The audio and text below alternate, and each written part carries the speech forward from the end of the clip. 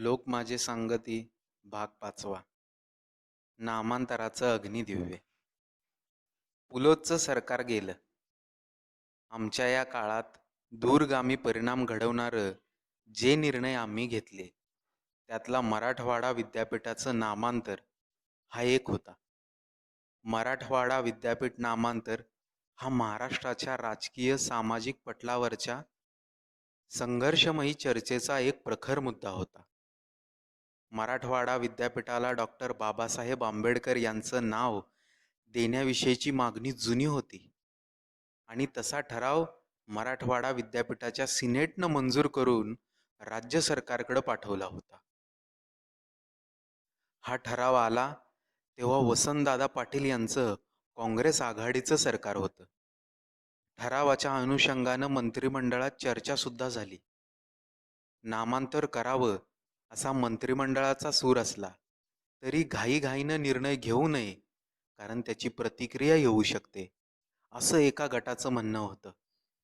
नामांतराला बहुसंख्यांची अनुकूलता असूनही विरोधामागची भावना लक्षात घेऊन या विषयावर कोणताही ठोस निर्णय घेण्याचं टाळण्यात आलं आणि निर्णय बस्त्यात टाकण्यात आला.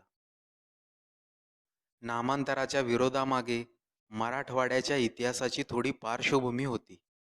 निजामाच्या राजवटीत अनेक ठिकाणी स्थानिक मुसलमानांनी रजाकारांना आश्रय दिला होता. रजाकारांनी मराठवाड्यात अनन्वित अत्याचार केले होते. डॉक्टर आंबेडकरांनी औरंगाबाद इथे मिलिंद कॉलेज सुरू केल्यानंतर त्यामध्ये मराठवाड्यापेक्षा विदर्भातूनच अधिक विद्यार्थी प्रवेश घेतले होते. यामुळे मिलिंदचा परिवार आंबेडकरी चळवळीचं शक्ती केंद्र बनला होता. त्यातूनही कळत न कळत मराठवाड्यात सामाजिक तणावाचं वातावरण निर्माण होऊन त्याचा उद्रेक नामांतराच्या निर्णयामुळे झाला. हा प्रश्न एकूणात मांडण्यासाठी थोडी उजळणी करतो. वसंतदादा यांच्या नेतृत्वाखाली इंदिरा काँग्रेसची आणि चव्हाण रेड्डी काँग्रेसची संयुक्त आघाडी सत्तेत आली खरी, परंतु सरकार चालवण्यासाठी लागणाऱ्या परस्पर विश्वासाचा तीमध्ये पूर्ण अभाव होता. वसंतदादांच्या मानहानीचा कार्यक्रम इंदिरा काँग्रेसच्या नेत्यांनी चालवला होता. अपमान सहन करण्यापेक्षा सरकारमधून 38 आमदारांच्या गटासह मी बाहेर पडलो आणि पुलोतचं शासन आलं. प्रत्येक नव्या सरकारला आपलं धोरण आणि प्राधान्यक्रमाचे विषय निश्चित करावे लागतात. या धोरणांचं प्रतिबिंब राज्यपालांच्या भाषणात उमटत असतं. आमचं पुलोतचंही आघाडी सरकारच होतं आणि त्यात जनता पक्षाचा समावेश होता. या सरकारला शेकाप आणि डाव्या पक्षांचा पाठिंबा होता. अशा सरकारचा कार्यक्रम सर्व घटकांना मान्य होईल असा बनवण्यासाठी एका समितीचीही सुद्धा स्थापना करण्यात आली. या समितीमध्ये एस.एम. जोशी, बापूसाहेब काळदाते, पी.के. कुरणे, अहिल्या रांगणेकर आदींचा समावेश होता. या समितीनं सरकारचा दिशादर्शक 12 कलमी कार्यक्रम आखला होता.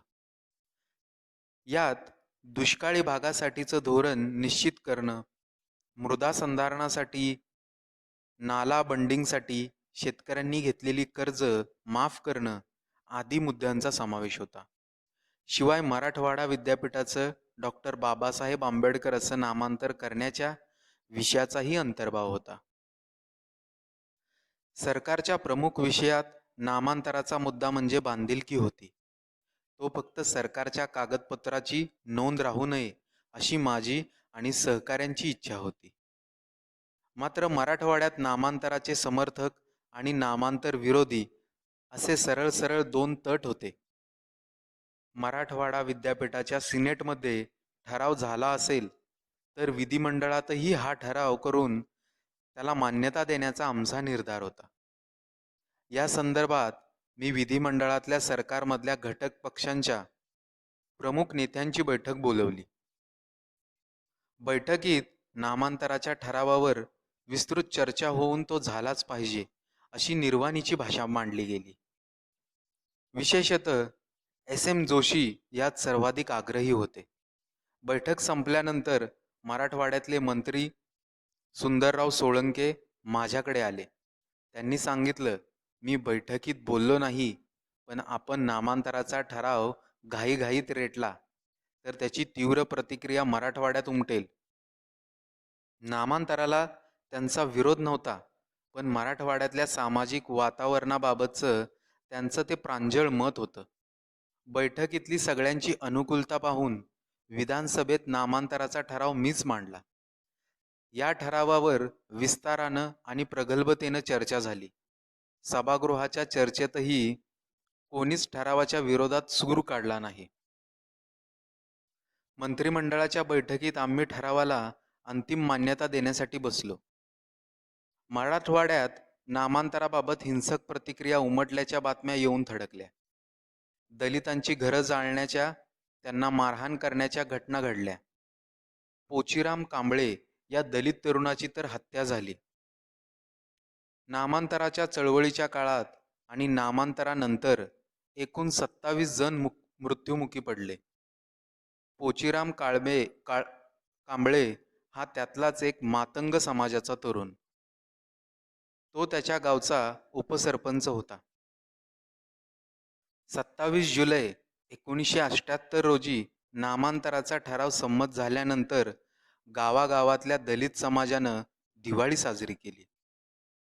त्यामुळे चिडलेल्या उच्चवर्णीयांनी हिंसाचाराचा मार्ग अवलंबला. जाळपोळ केली. अशाच एका हल्ल्यात पोचीरामचे हातपाय कापून त्याला जिवंत जाळण्यात आलं. नामांतर विरोधी चळवळीचं नेतृत्व गोविंदभाई श्रॉफ यांच्याकडे अप्रत्यक्षपणे होतं. थोर स्वातंत्र्य सेनानी आणि हैदराबाद मुक्ती संग्रामातले अग्रणी अशी गोविंदभाई श्रॉफ यांची ओळख आहे.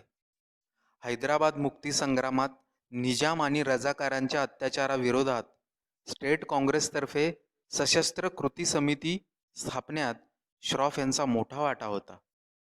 1952 नंतर ते संयुक्त महाराष्ट्राच्या चळवळीत सहभागी झाले.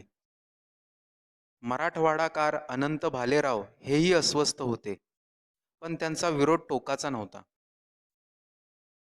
त्यांची भूमिका त्यांनी मराठवाडा या आपल्या दैनिकातून मांडली होती. अनंतराव भालेराव म्हणजे स्वातंत्र्य सेनानी, साक्षेपी संपादक, निर्भीड आणि धडाधडीचे पत्रकार, चरित्रकार, प्रवास वर्णनकार.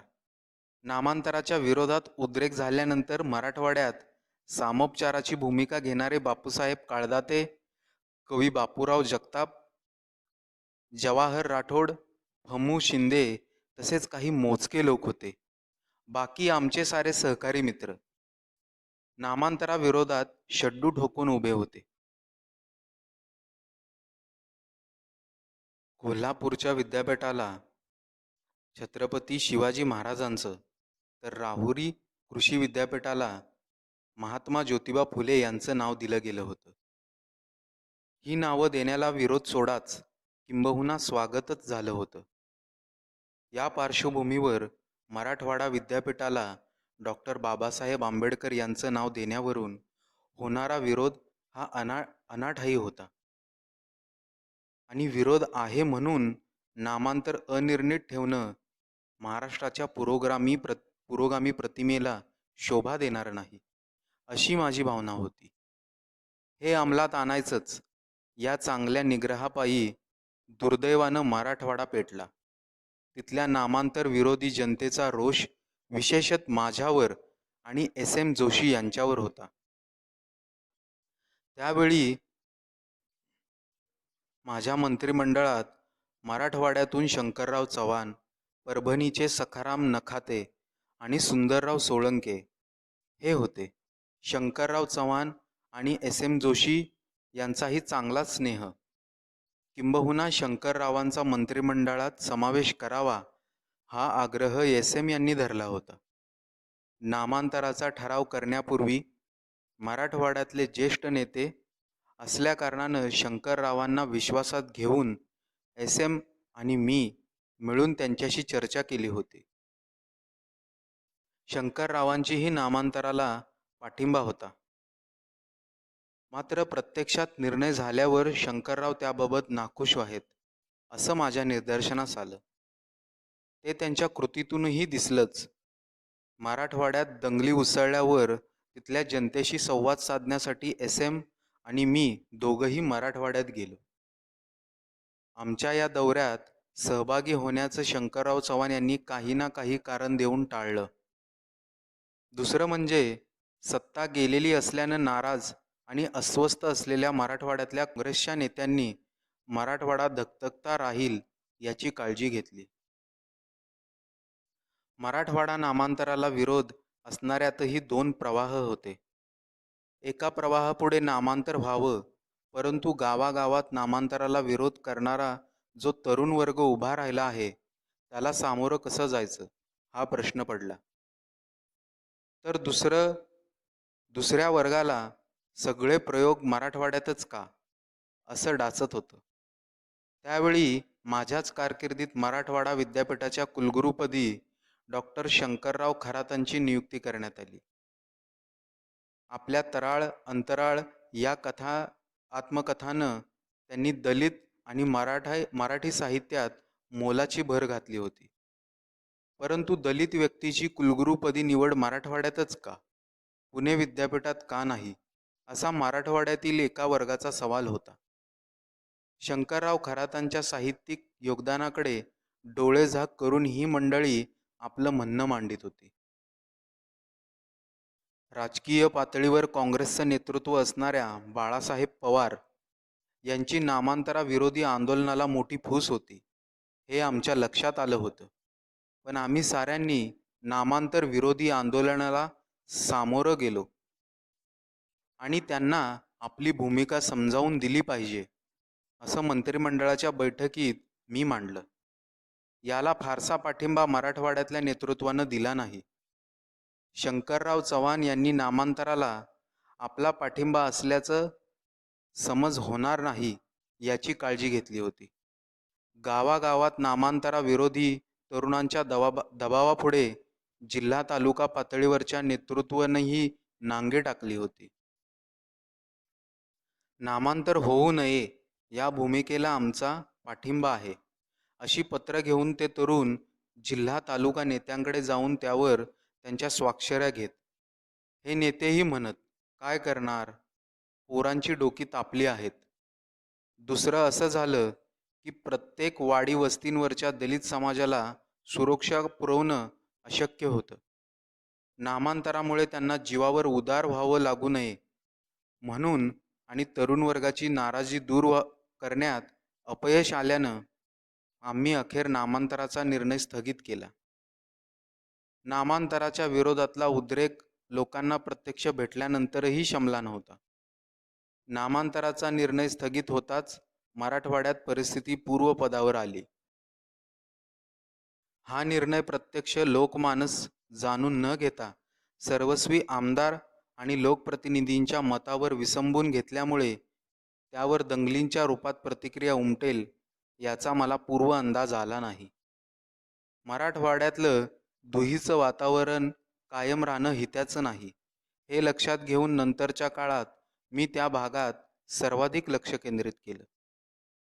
या बाबतीतला तरुणांचा प्रखर विरोध मला अधिक चिंताजनक वाटल्यामुळे मी तिथल्या युवकांशी मोठ्या प्रमाणात संपर्क वाढवला, सुसंवाद प्रस्थापित केला. सामाजिक सौहार्द काही प्रमाणात निर्माण झाल्यामुळे त्यातून वातावरणात बदलण्याचा हातभार लागला. त्याचा राजकीय फायदाही माझ्या पक्षाला झाला. पुढच्या विधानसभेच्या निवडणुकीत आमचे बहुसंख्य आमदार मराठवाड्यातून निवडून आले. नामांतर व्हावं या बाबतीत माझ्या मनात कोणतीही दुविधा नव्हती. 1988 मध्ये पुन्हा मुख्यमंत्री झाल्यावर मी या निर्णयावर व्यापक सहमती तयार करण्याच्या दृष्टीनं पावलं उचलायला लागलो. कारण मला कोणतीही गोष्ट बळेबळे गळी उतरवायची नव्हती. नामांतराऐवजी नामविस्तार करण्याचा निर्णय हा सामाजिक सौहार्दातून परस्पर सहमती बनवण्याचा भाग होता. तसं एकदा जाहीरपणे बोललोही. हा निर्णय अंमलात आणल्यामुळे सत्ता गेली तरी बेहत्तर या माझ्या वक्तव्यातून निर्धार पोचला. नामविस्ताराचा निर्णय अंमलात आणताना आकाशवाणीवरून समाजातल्या अनेक मान्यवरांनी नामविस्ताराची आवश्यकता आणि सामाजिक ऐक्याची गरज अधोरेखित केली. त्यात ज्ञानपीठकार कवी कुसुमाग्रज म्हणजेच वा शिरवाडकरांसारखी दिग्गज मंडळी होती. मी मराठवाड्यातल्या सर्व सरपंचांना नामांतरासंदर्भात आणि सामाजिक ऐक्याबाबत वैयक्तिक पत्र लिहिली. पोलीस पाटलांशी चर्चा केल्या. जिल्ह्यातल्या महाविद्यालयात जाऊन विद्यार्थ्यांशी संवाद साधला. त्यानंतर 1994 मध्ये डॉक्टर बाबासाहेब आंबेडकर मराठवाडा विद्यापीठ हा नामविस्तार ठराव अंमलात आणला. नामविस्तारानंतर मराठवाड्यात हिंसक प्रतिक्रिया उमटल्या नाहीत. याचं आणखीन एक कारण मुद्दाम नोंदवायला हवं. मराठवाडा नामांतरानंतर हिंसाचार उसळला, कारण पोलीस यंत्रणा अपयशी ठरली होती. मात्र कर्तबगार पोलीस अधिकारी मीरा बोलवणकर यांची मराठवाड्यात नियुक्ती झाल्यावर कायद्याचा वचक निर्माण करण्यात त्या यशस्वी ठरल्या होत्या. प्रत्यक्ष नामविस्ताराच्या वेळी मीरा बोलवणकर यांची मराठवाड्यात नियुक्ती नव्हती, पण कायदा हातात घेण्यास कोणीच धजावणार नाही असं वातावरण त्यांनी रुजवलेलं होतं. कायद्याचा धाक त्यांनी निर्माण केला होता. राजकारणाच्या वाटचालीत एकदा विषय राजकीयदृष्ट्या गैरसोयीचा असूनही सामाजिक दृष्टिकोनातून त्याबद्दल खंबीरपणानं राजकीय इच्छाशक्ती दाखवता आली, याचं समाधान आहे. 14 जानेवारी 1994 रोजी नामविस्ताराचा निर्णय जाहीर करताना माझी यामागची भूमिका आणि मराठवाड्यातल्या जनतेला साथ घालणारं भाषण मी दूरदर्शनवरून केलं होतं. या भाषणात मी म्हणालो होतो, 14 जानेवारी 1994 शुभ दिवस आहे. या दिवशी परस्पर स्नेह आणि सामाजिक गोडवा वाढवण्यासाठी आपण तिळगुळ वाटतो. आजपासून उत्तरायणाला प्रारंभ होतो आहे. जटिल सामाजिक प्रश्नांची उत्तरं शोधून ती अंमलात आणण्याचं संक्रमण या काळात आपण करूयात. या दृष्टीनंच राज्य सरकारनं डॉक्टर बाबासाहेब आंबेडकर मराठवाडा विद्यापीठ अशा नामविस्ताराचा निर्णय घेतला आहे. राज्य हे खरं तर रयतेचं असतं. रंजल्या गांजलेल्यांची, दबलेल्यांची अधिक काळजी घ्यायची असते. त्यांना आधी न्याय द्यायचा असतो. हे छत्रपती शिवाजी महाराजांनी महाराष्ट्राला कृतीतून दाखवलं. तोच विचार कितीतरी राष्ट्रपुरुषांनी गेल्या 100 वर्षात दगडधोंडे खाऊन प्रत्यक्ष कृतीने पुढे नेला. म्हणून तर वर्षानुवर्ष नाडल्या गेलेल्या कष्टाळू शेतकऱ्यांना, मागासलेल्यांना आता कुठे आपल्या पायावर उभं राहता येऊ लागलं आहे. संतांनी, वारकऱ्यांनी समतेचा विचार लोकभाषेतून जनसामान्यांच्या मनात रुजवला. म्हणून मराठवाडा हे मराठी मायबोलीचं माहेर आणि उगमस्थान आहे. निजामशाही राजवटीत जुलूम सोसूनही हा मराठी वारसा टिकवणाऱ्या मराठवाड्याच्या अस्मितेची महाराष्ट्रानं नेहमीच कदर केली आहे. समता आणि सहिष्णुतेची शिकवण देणाऱ्या थोर संतांना शिरोधार्य मानलं आहे. म्हणूनच नामांतराचे समर्थक आणि विरोधक यांच्या तीव्र भावना लक्षात घेऊन सरकारनं नामांतराऐवजी मराठवाड्याचं नाव कायम ठेवून नामविस्ताराचा मध्यम मार्ग स्वीकारला आहे. त्यातून परस्पर सामंजस्याचा आणि सहकार्याचा मार्ग खुला होईल. आज दुभंगलेलं मन हळुवारपणानं साधण्यासाठी प्रत्येकानं संघर्ष टाळण्याचा कसोशीनं प्रयत्न करावा. नामविस्ताराच्या कार्यात मराठवाड्यातल्या सर्व थरातल्यांनी, विशेषतः युवकांनी आणि विद्यार्थी वर्गानं साथ द्यावी. त्यानं महाराष्ट्राची, मराठी माणसाची प्रतिष्ठा वाढेल. संयमानं, विचारानं वागून उद्याच्या भविष्याची जाण ठेवून मराठवाड्यात कुठेही तणाव निर्माण होऊ देऊ नका, असं आवाहन या सळसळत्या रक्ताला मी वडील भावाच्या नात्यानं करतो. समाजाच्या संपत्तीचं नुकसान होऊ देऊ नका. मराठवाड्यातल्या युवकांनी दिलेलं प्रेम आणि साथ मी कधीही विसरू शकणार नाही. तशीच यावेळीही द्याल हा विश्वास मला आहे. मी सुद्धा जन्मभर आपली साथ ठेवेन असा शब्द आपणाला देतो. मराठवाडा हेच नाव कायम ठेवण्याविषयीचा आग्रह धरणाऱ्यांचंही काही एक म्हणणं होतं. ते दलित समाजाच्या विरोधात नव्हते. निजामशाहीशी जो संघर्ष झाला त्यातून मराठवाड्याविषयीच्या विशिष्ट भावना निर्माण झाल्याचा तो परिपाक होता. मराठवाडा हे काही केवळ प्रादेशिक नाव नव्हतं. निजामाशी झालेल्या संघर्षातून उत्पन्न झालेली अस्मिता होती. नामांतर प्रश्न हाताळताना मी त्याचा सामाजिक अंगानं अधिक विचार केला होता. ठरावाला पाठिंबा देणाऱ्या काँग्रेस नेत्यांची भूमिका प्रत्यक्ष निर्णयानंतरही कायम राहिली. अशी भाबडी श्रद्धा मी ठेवली.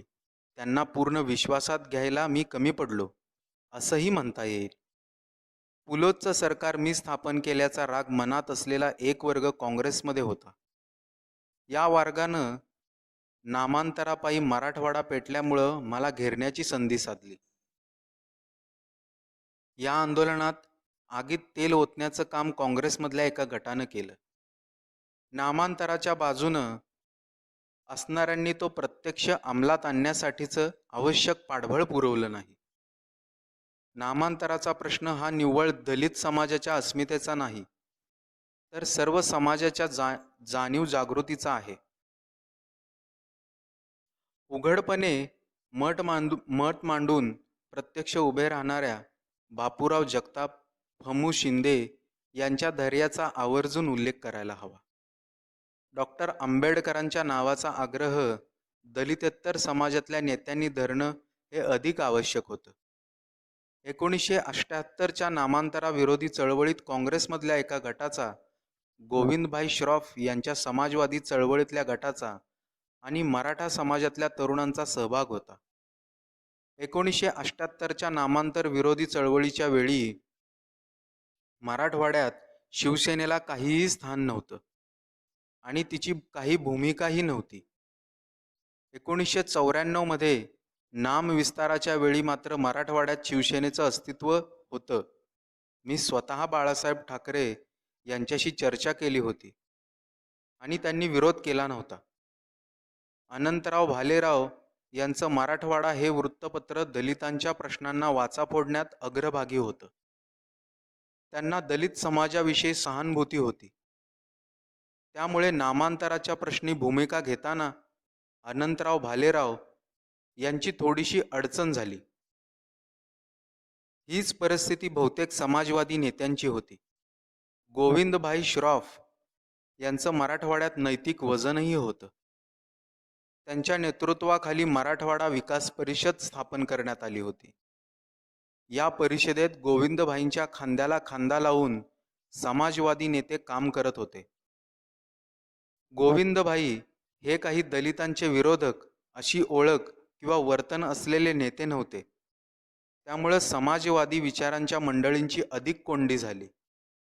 गोविंदभाईंचा नामांतराला विरोध होता आणि समाजवादी चळवळीतल्या नेत्यांचं मत नामांतराच्या बाजूनं होतं. त्यामुळे नेमक्या भूमिकेबाबत खुद्द नेतृत्वामध्येच संभ्रमावस्था होती. नामांतराला पाठिंबा राजकीयदृष्ट्या गैरसोयीचा होता. त्याला युवक वर्गाकडून असणाऱ्या प्रखर विरोधामुळे होणाऱ्या पंचायतीची भीती सगळ्यात राजकीय नेत्यांना वाटत होती. मला एक प्रसंग चांगला आठवतो. या प्रश्नाबाबत आम्ही मराठवाड्यातल्या आमच्या आमदारांची एक बैठक बोलवली होती. बहुतेकांचा नामांतराला पाठिंबा होता. त्या बैठकीत आमचे एक आमदार बाबूराव आडासकर यांनी या भागातल्या नेत्यांची अडचण नेमक्या शब्दात व्यक्त केली. ते म्हणाले, नामांतर झालं पाहिजे, याबाबत काही वाद नाही. बाबासाहेबांच्या नावाला कोण विरोध करणार? पण गावाकडे आमच्या पोरांची डोसकी फिरली आहे, त्यांचं काय करणार? आम्हाला गावाकडे जायचं अवघड झालंय. इथे जे पाठिंबा आहे म्हणतायत त्यांनी गावाकडे जाऊन बघा. अशी भूमिका मांडण्याची हिंमत करतील का? बाबूराव आडासकर जे सांगत होते त्यात तथ्य होतं. इथे आणखी एक निरीक्षण नोंदवायलाच हवं. दलित समाजातल्या एका वर्गाला नामांतर होण्यात रस नव्हता. अनिर्णिततेमुळे खदखदणारी अस्वस्थता हेच त्याचं राजकीय भांडवल होतं. नामांतराचा निर्णय घेतल्यामुळे दलित समाजातल्या या गटाचं राजकारणाची पोळी भाजण्याच्या मनसुब्यावर पाणी फिरलं. दुसरं म्हणजे नामांतराचा निर्णय घेतल्यामुळे माझ्या मागे असणारा पारंपरिक वर्ग दुरावलाच, पण नामांतराच्या बाजूनं असणाराही वर्ग राजकीयदृष्ट्या आमच्या मागे भक्कमपणे उभा राहिला नाही. म्हणजे बौद्धोत्तर समाज आमच्या मागे उभा राहिला, पण बौद्ध समाजानं अंतरच राखलं. या प्रश्नाकडे पाहण्याच्या पारंपरिक काँग्रेस नेत्यांच्या आणि माझ्या दृष्टीत फरक होता. हा विषय नामविस्ताराच्या मार्गानं मी यशस्वीपणे पूर्णत्वास नेला. कारण हे घडलं पाहिजे ही त्यामागची कळकळ. नामांतराचा ठराव मांडल्यानंतर उमटलेल्या प्रतिक्रियेमुळे तो स्थगित करावा लागला. एवढंच. त्यानंतर महाराष्ट्रात 4 मुख्यमंत्री झाले. प्रत्येकानं हा विषय प्राधान्याचा आहे असं मानलं. फक्त त्यासाठी कुणीही कुठलंच निर्णायक पाऊल उचललं नाही. या प्रश्नावर तोंड पोळलेलं असल्यानं शरद पवारही परत मुख्यमंत्री झाले. तरी नामांतराचा विषय बासनातून बाहेर काढणार नाहीत असंही बोललं जायचं. महाराष्ट्राच्या मुख्यमंत्रीपदाची सूत्र पुन्हा स्वीकारल्यावर मी हा प्रश्न धसाला लावला. कारण सामाजिक धारणा पक्की असली की राजकीय परिणामांची पर्वा न करताही निर्णय घेता येतो. मराठवाड्यातल्या तरुणाचं एक वैशिष्ट्य आहे. ते म्हणजे महाराष्ट्रातल्या इतर कोणत्याही भागातल्या माणसापेक्षा इथला युवक विकासाच्या मुद्द्यावर भूमिका घेणाऱ्यांशी जोडला जातो. या जागरूकतेमागचं कारण असं की मराठवाड्यातून नोकरी उद्योगांसाठी मोठा वर्ग अन्यत्र जात असतो. हा युवक इतर शहरांशी आपल्या भागाची तुलना करतो. ती करताना आपल्याकडेही विकास हवा, बदल हवा, हे त्याला मनोमन पटलेलं असतं. त्यातून मग आंदोलनामध्ये, चळवळीमध्ये हा युवा वर्ग महाराष्ट्रातल्या इतर भागापेक्षा अधिक सक्रिय असलेला दिसून येतो.